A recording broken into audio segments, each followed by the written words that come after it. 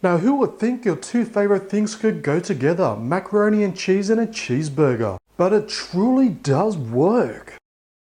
G'day, welcome to Todd's Kitchen. Macaroni and cheese is a very popular recipe. Everyone loves it. There are many versions out there, but I'm really going to put a twist on it today.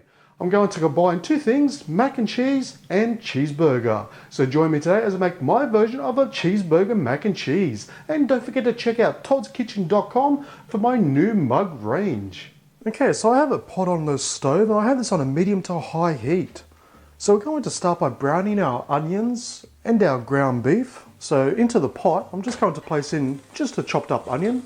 This is a brown onion. And then to that, 1 kilo or a pound of ground beef.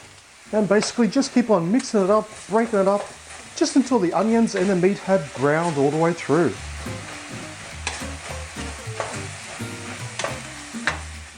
Okay, so as you can see, the meat is now nicely browned. And if there's any excess fat in the bottom, just make sure you drain that out.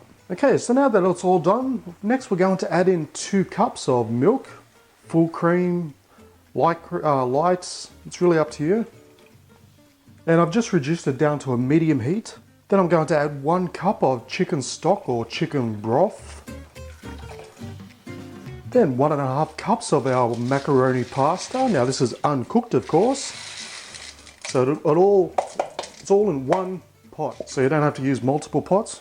Next, a tablespoon of cornstarch, just sprinkle that over top, or corn flour, both the same thing, just different names. And what the cornstarch does is it just helps thicken up the sauce. Okay, so next we're going to add a teaspoon of sugar. Seems weird, but trust me, it works. And a teaspoon of garlic powder, and roughly half a teaspoon of pepper. Okay, so we're just going to now make sure everything's broken up and give it all a good stir through. And I've just raised the heat back up to a medium to high because I didn't want to burn everything initially. And we're just going to let this come up to a simmer. And once it comes up to the simmer, we're going to turn it down to say about a medium and let it simmer away for about 10 to 12 minutes until the pasta is al dente, which is not too hard, not too soft, but just right.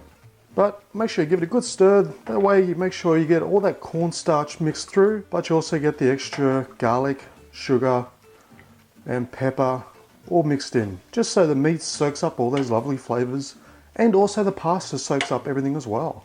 Okay, so as you can see, it has just started to come up to a simmer now, so I'm just going to turn it down to a medium, and we're just going to let it simmer away for 10 to 12 minutes. Okay, so our pasta is now cooked to al dente. The milk is also thickened up nicely as well. And look at that, it looks delicious, doesn't it?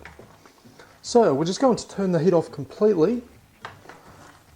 And I've been stirring this, say, every minute or so, just so nothing sticks to the bottom. So the last thing we need to add is 1.5 cups of cheddar cheese. And with the heat off, or the pot completely off the heat, just stir it through until the cheese is completely melted.